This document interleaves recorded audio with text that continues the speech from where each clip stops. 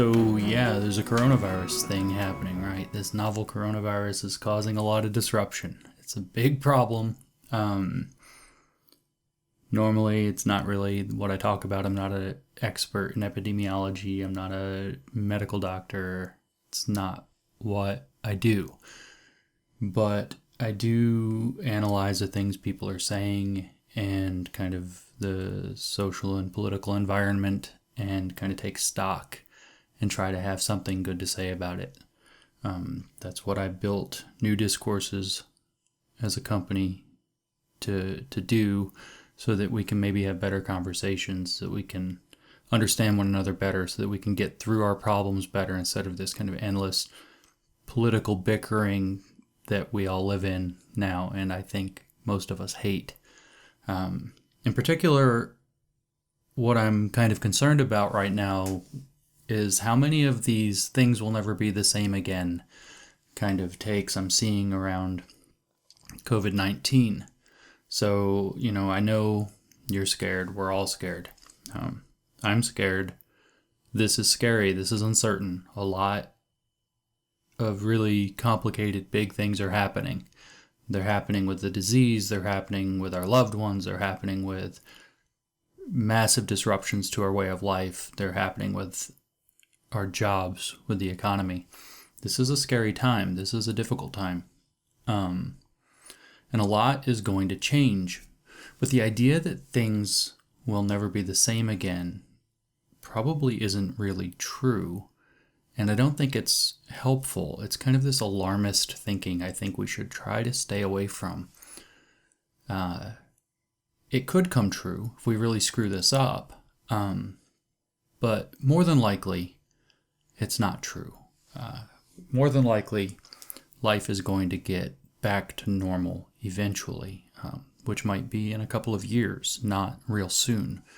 The question is why we believe this idea that nothing will ever be the same again. Why are we so susceptible to that idea? Partly it is, in fact, just that we are susceptible to cynicism. We are very eager to believe cynical takes. We, for some reason, as a species, tend to think that cynical takes are more intelligent takes.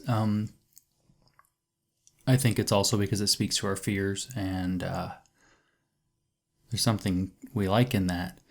It's also because it is true in a way. So a lot of things are true in a way, but false in a more important way, and they gain a lot of traction because they have that nature. And this is this idea that nothing will ever be the same again. Life will never be the same again after coronavirus, the novel coronavirus of 2019 and 20, is true in one way and false in a more important way. How is it true? So this virus, this pandemic, which is what we're facing right now, is going to shift a lot of things, and some will be big and some will be significant.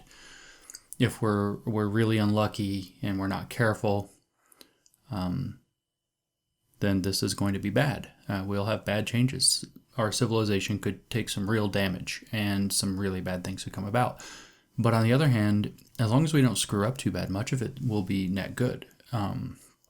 We will have lots of positive changes come out of this in the long term, though not without pain. This isn't going to be like this rose-colored glasses take on the virus.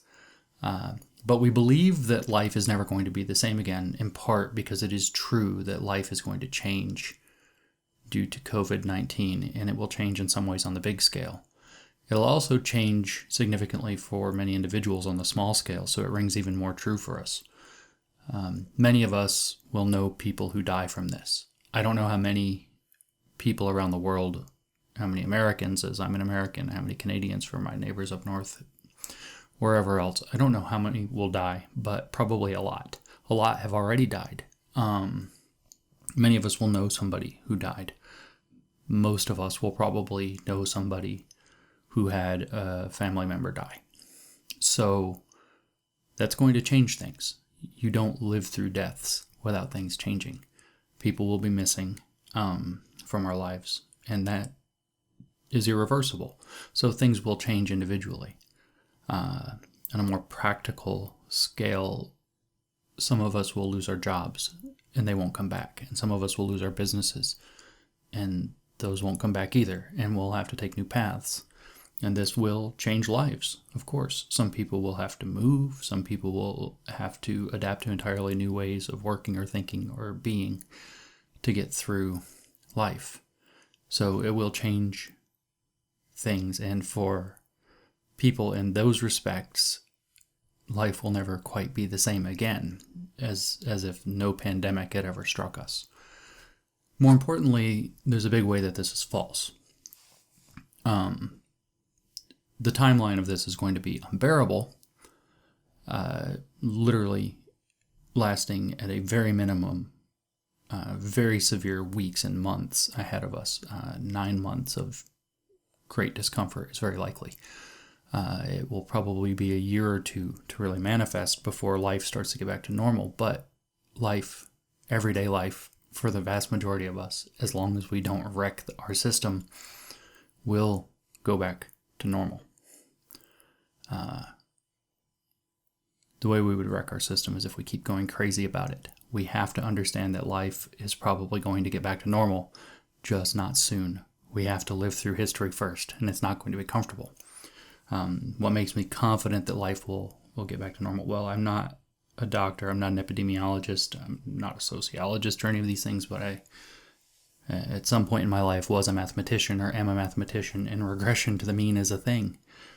We are currently making the prognostication that life will never be the same again in the midst of a statistical tail event, something that doesn't happen very often. Once or twice a century, something of this scale comes up. And regression to the mean means, in a sense, that things tend to go back toward average. The next measurements, as things go along, as we start to adapt to the short, medium, and long-term new faces of reality, will seem more and more normal, and many of the things that we have kind of gotten comfortable with will be things we head toward again. So life will head back toward normal. Science is another reason I'm confident. We're already making major steps towards sorting this thing out. Many people might criticize me for being optimistic and believing in science, but I still do believe in science. I think you should believe in science. I read recently that it took us something like 48 years to come up with a vaccine for polio, which we did and eradicated it. And it took us 48 days to come up with a vaccine trial for COVID-19. And here we are. I think things will get sorted out. We will figure things out, not, again, without some pain, but we will get things sorted out. Another reason I'm very confident is because I do believe in our liberal systems. Liberal systems actually exist to solve problems, including major problems, and to get life back on track. One of the ways that they do this is by managing conflicts between competing interests as they inevitably come up. It gives us a process by which we don't start shooting each other or fighting to solve our conflicts. We don't just yell at each other. We actually start working things out. We come up with various processes that we use. Science is one, democracy is another, capitalism is another, that allow us to start solving our problems. Our mostly capitalist economies will realize new needs to the short and medium term situation especially, and it will rise to fill them as we proceed forward. And then as things become less of an emergency, we will have other needs, and the capitalist markets will work to fill them as well. We can screw this up, though, and that's really what I want to talk about, because I do want life to get back to normal, or something like it. The caveats I've already talked about, recognized here. So the way that we screw this up and fail to get life back to something like the same is by continuing to fight, by continuing to panic, by not taking reasonable measures to deal with the calamity. For this, it really is a calamity, and it's our lot to live through it, through this part of history. If you didn't know that you're living in history, by the way, now is a good time to realize that. To get through this, we have to be talking to each other. We have to be leaning on experts. We have to be cooperating as people. We have to stop politicizing everything and seeing every possible suggestion as a political maneuver by somebody or some group that wants to seize power, because we have to be able to both cooperate and compete in a productive way to get to the best solutions of the problems that we face right now.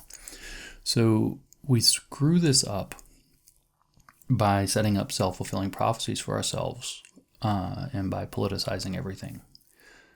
Some examples of some self-fulfilling prophecies we might set ourselves up for is just the idea of saying this is going to change everything. Well, if we really believe that, then it very well may. If we think that it should change everything, then it might. Some of that might be okay. Some things do need to be adjusted to prepare for problems like this, which, as many have noted, was in a sense foreseeable. It has been described as a time bomb ready to go off, that a viral pandemic not unlike this might rage through our communities. And we didn't take the necessary precautions nor engage in the proper preparedness for such a thing that our public health officials have been warning about for literally decades, at very least since the first SARS almost 20 years ago. We could set ourselves up for a self-fulfilling prophecy that the government's going to take control over everything and put the boot of tyranny on our faces. Because the more we become afraid of that and try to act out against it, the more we may necessitate it during an actual emergency and make bad choices. We could actually self-fulfilling prophecy ourselves into an economy that collapses and ruins everyone, rather than one that enters a particular kind of recession that's relatively easy to fix. So I should be clear, though, it's not all roses, of course. It's not all about self-fulfilling prophecies and bickering. There are actually people out there who understand you don't let a good crisis go to waste, and they're going to try to make use of it. This is something we actually need to do as little of as possible for those of us that understand that, and we need to resist it as much as possible. I don't think that there are any conspiracies involved in this pandemic. I know a lot of people do. I hear a lot of different things. The conspiracies, if we wanted to call it that, would be the usual opportunistic kind that don't let a crisis go to waste. So they see a crisis going on and they see this as an opportunity to inject their agenda into the mess, or into the fact that people are paying attention to, say, a viral pandemic, and the fact that their family members are sick or dying, rather than paying attention to what's going on in political environments. So we have to be aware of those kinds of things. I really want to come back to the idea, though, that the main way that we screw this up, the main way that we make it true that life will never be the same again, and life has been fairly good, whatever people want to say. It's not been perfect, but it's been quite good, is by putting our political agendas and interests ahead of getting through things together. This is much more important than people with their personal self-interest. The idea that we would band together and push very hardcore partisan issues, that we would put party over country, is a way that it sometimes gets phrased, ahead of what matters, is a way that we screw this up, because that's just going to make everything seem more political, less real, and drive us away from being able to actually hear each other, understand what we need to understand, and get a grip on what's going on to get through this. So we have to step away from all this partisan bullshit and bickering. We have to start centering objective truth, expertise, common consensus, conversation, and compromise again. That said, I've been thinking about it.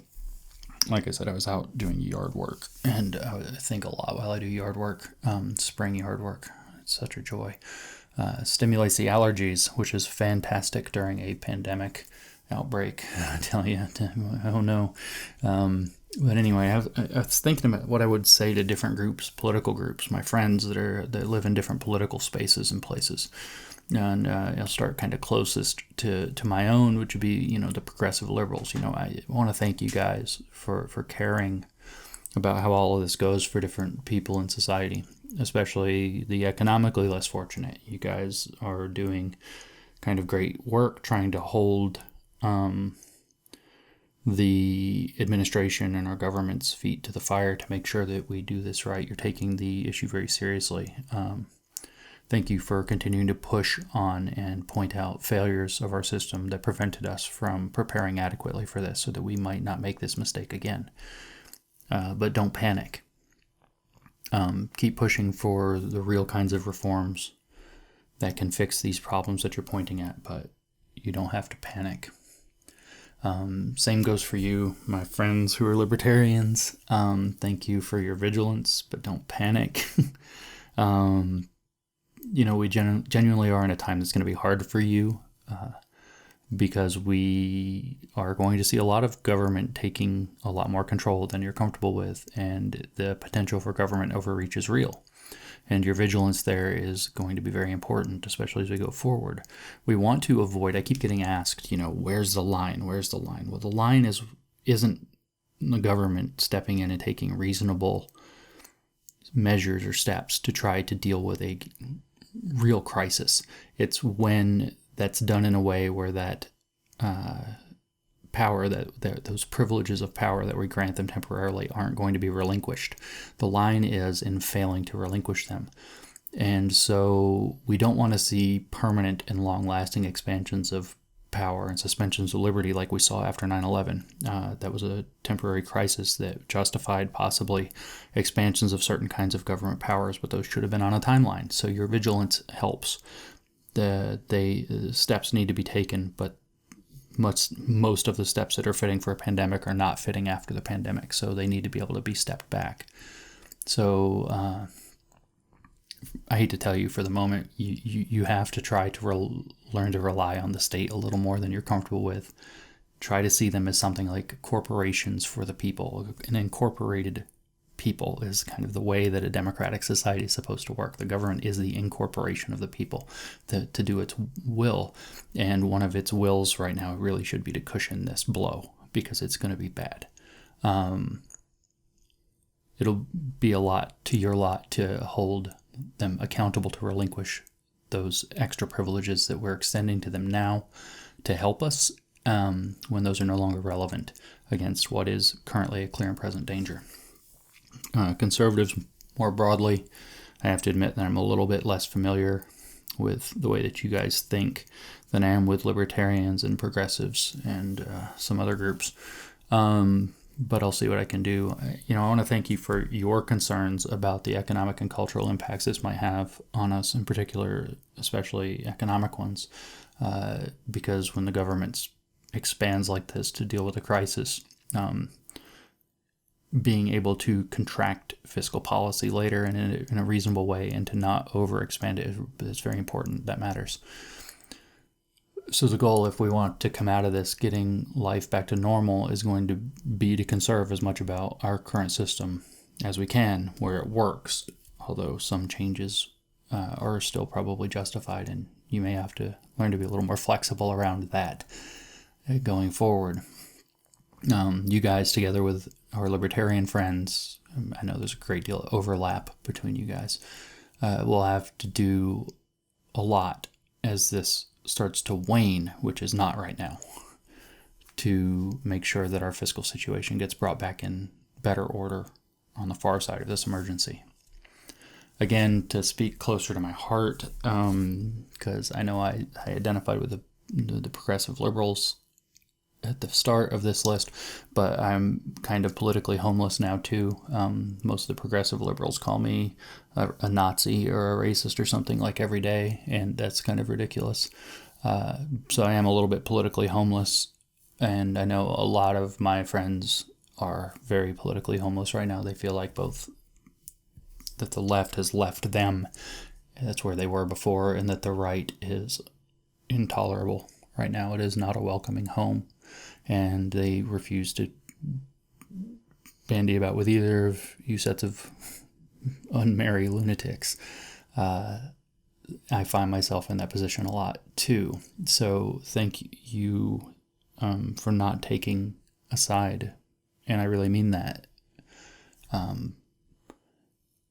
Jonathan Haidt said in his book, A Righteous Mind, that morality binds and blinds, and side-taking right now is actually a big part of the calamity that we're facing. Part of the reason we can't get through even routine things is because we are still seeing our politicians play party over, and our media, frankly, playing partisan games, party over country, or over humanity, as a matter of fact. You guys, the politically homeless, are actually in a unique space in our extremely polarized political environment that you should be thanked for also. And I can use our president, very polarizing president, as an example. To be sure, he is not doing this perfectly. He's messing a lot of things up, to be honest, and some of it's unconscionable, and there will be consequences, and they won't be pretty. But as kind of a group, the politically homeless group, if that makes sense, you guys tend to try to temper that reflexive urge that gets so dominant right now to blame him for everything. But you also avoid falling into that other side of the partisan divide where you dismiss all the criticism with phrases like "orange man bad." And honestly, to speak to you guys a little bit more deeply, I think it's us, the ones who see ourselves right now as politically tribeless. We're going to have a lot to do as this calamity, this pandemic, starts to wane, as we start to come out of this, more than we had going into it. So try to take heart and stand up for what you're doing, because a lot of it's the right thing. We need more of it and less of some of what else has been going on. For my friends there on the I don't know what to call you, the hard right, the far right, I don't know what to call you. Those of you who are like pretty hardcore conservatives and will pretend that I don't mean you and that I mean somebody else that like carries a torch or something. But I do mean you. So let me honestly thank you for supporting the president through this. I'm not a fan of the president. That's true. But we're in a situation where we do have to hope that the president and the rest of the government is able to navigate us through this. So somebody supporting the president, even as he's attacked, both justifiably, but also in many cases unfairly, it's important that somebody's doing that. And so that's good. We can't just play the orange man bad game. That's a meme for a reason, because a lot of people are. So thank you for, even though it's sort of also reflexive and knee-jerk, being a counterbalance to that. I have to actually say, though, that your blind partisanship here is as much a problem as it is with the people on the left that you accuse of being blindly partisan, and now more than usually. Everything right now that makes this problem more political is failing to help us navigate the problem. Maybe you've heard of Keith's law, that the more political a thing is, the less seriously people take it. Well, this can't be seen as political. This is a genuine crisis. The virus actually exists. The virus is actually killing a lot of people. It will actually overwhelm our healthcare system, and making important information about the virus and what to do about it look like it's a partisan thing is really a bad move right now. It's not helping. So I know your heart's in some kind of the right place, but it's not helping. So please try to take a step back and, for once, politically disengage a bit. And if you think that it's only you that I'm picking on, my friends that are on the harder line right, I've saved my favorite for last, of course, the theorists, that's meaning the critical social justice people. So let me start by being fair and thanking them also. Thank you, if you are on the critical social justice left, for your overwhelming concern, for the possibility that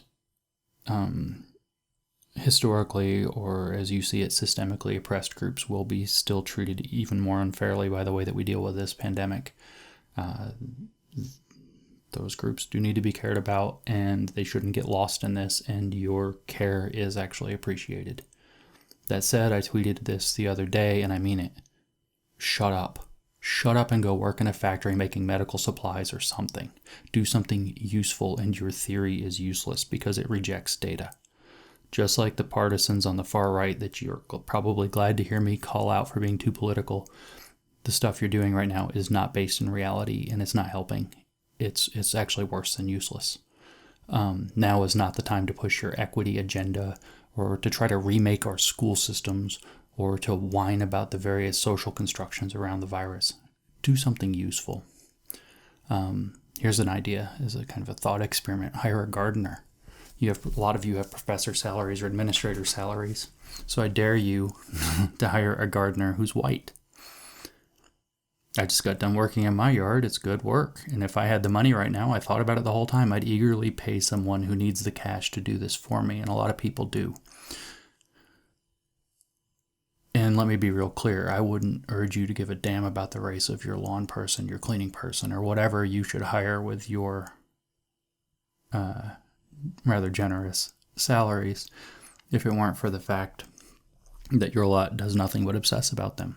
So if the idea of hiring a white gardener turns your stomach because that person's white, that's because your theory is rotten and racist. People of all races, both sexes, all sexualities, all backgrounds are going to struggle and suffer right now. And saying that even though men die more, women suffer more, or that white privilege is a thing, that's not going to cut it. It's not helping. It's not going to justify ignoring the plight of many of our workers who are white or male or straight, especially ones who are blue collar, they're service industry workers. Those of you in the trans activist groups that are advocating that trans surgeries should be considered essential during a time when our medical system is about to be stressed well beyond its breaking point, get some perspective. Just back up. Stop navel gazing, back up. There are a lot of people who aren't going to be able to work right now anyway, to get back to my thought experiment and challenge, and a lot of them are not going to be your preferred groups to champion. Some of them will be white, some of them will be straight white men, and I dare you to consider what it would do to you to hire one to do some task like mowing your lawn or cleaning your apartment for you or something like that, to try to help them out. And if that bothers you, then you're the sexist, you're the racist. The rest of us aren't the one who's got that problem. And stop calling us that, because it's also not helping. But I'm not trying to spend this time to browbeat theorists. I'll do that later, probably a lot. Not critical social justice theorists, critical anti-government theorists, not conspiracy theorists even. The point that I want to make right now is that it's time to ratchet that kind of politicized thinking back. The personal is not political. We need to back up from politicizing everything. We need to back up from freaking out. We need to back up from the panic. We need to do less of it. We need to focus on what matters, and we need to remember that our various sets of principles, whether those are progressive, whether they're liberal, whether they're conservative, whether they are right-wing, left-wing, religious, whatever, atheist, it doesn't matter. All those sets of principles coming out of this will be necessary in the conversation to getting life back toward normal. As again, if we don't screw this up, especially by being too political about everything, it very probably will. We probably will regress toward the mean, and life will probably get back very much like to normal within a year or two. But we have to be aware, because partisan opportunists of every kind are going to try to use this crisis to push their agendas. This includes people on the far right. It includes people on the far left. We're already seeing both trying to do it. It also will involve anybody that's involved in any heavy-duty political cult out there. And while we're distracted dealing with our families, dealing with our lives, they are showing up and trying to change our institutions to their agendas. Our little internet hotshot socialists are kind of constantly arguing that we need to remake our society for socialism right now. wrong. The capitalist backbone is what's going to create the innovation and the filling of the niches and needs that is going to help us stumble out of the economic problems we have.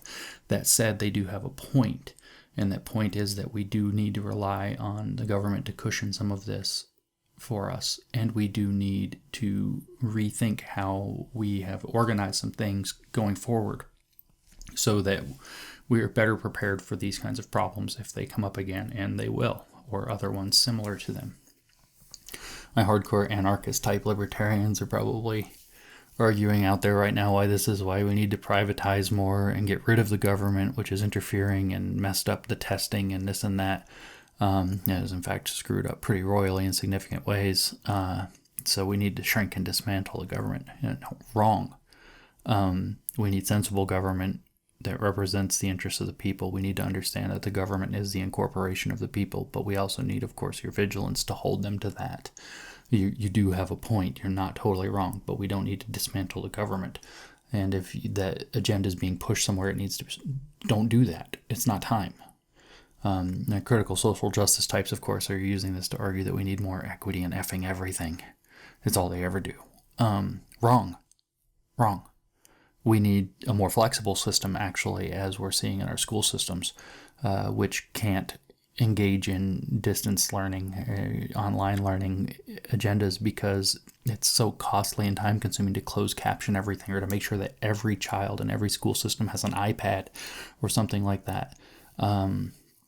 We actually need more flexibility, and we need not to prioritize things that aren't based in reality. We also need to be aware that groups like this are actually already increasing their political activities and trying to make use of this crisis to achieve these things, and that's what we need to step away from. We need to focus on expertise, not politicos and not rhetoric. We need to help one another. We need to realize that most of us are making valid contributions toward the problem as best we can, and we're doing what we can from our perspectives, but ultimately we do have to rely on experts pretty heavily for this. We have to defer to reality here to get through this, and then we can start to get life back to normal. Our reality is that life is going to change for a while, and it's not going to be easy or comfortable. We are living in history right now, and like it or not, we have to make history by getting through this. And how we do that is really going to matter. It will make or break the situation. My real point, though, and I'll wrap up, is that there are opportunists who are trying to use this to their ends, who are pushing political agendas in the midst of a crisis, and those are the people we need to resist, whether they're ratcheting up political rhetoric while they're trying to make prescription drugs or whatever other issue a political fight. No, that's not helping, and it's not very popular in the vast broad middle. So hopefully what we're going to be able to do in that vast broad middle, hey, you politically homeless people I was talking to earlier, is become more certain in our voice to say that that's not okay. We're not going to keep politicizing everything. We're not going to make everything a political fight. There is reality aside from politics, and we've kind of forgotten that, and it's screwing us big time right now. So it's time to take things back to team reality. But that said, we also have to be willing to talk to one another. We have to be willing to hear these perspectives out, listen and consider, not listen and believe is my normal mantra now. And our conversations are what is going to make this work and make the world work going forward. And being able to converse without fighting and making everything a political squabble that we can't take anything seriously is what will actually get us back toward normal, to life being something like the same again as we finally start to get a handle on and move forward out of this coronavirus.